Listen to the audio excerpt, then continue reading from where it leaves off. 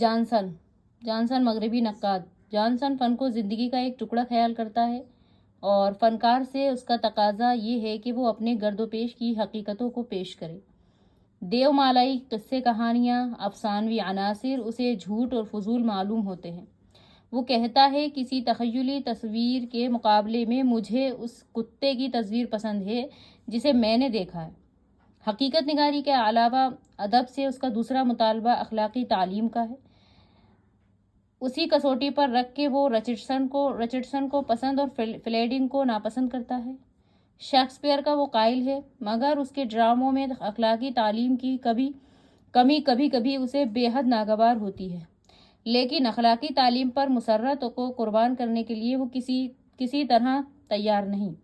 حصول مسرت اس کے نزدیک شاعری کا بنیادی مقصد ہے، جو عام انسانی فطرت کی عکاسی سے حاصل ہوتی ہے۔ جانسن کہتا ہے کہ شیکسپیئر کے ڈرامے اس لیے زیادہ مقبول ہیں کہ جو انسانی فطرت یہاں پیش کی گئی ہے وہ ہر ملک و ہر زمانے میں نظر آتی ہے۔ گویا جانسن کی رائے میں ادب کو آفاقی اور عالمگیر ہونا چاہیے تاکہ وہ ہر جگہ اور ہر زمانے کے لوگوں کو متاثر کر سکے۔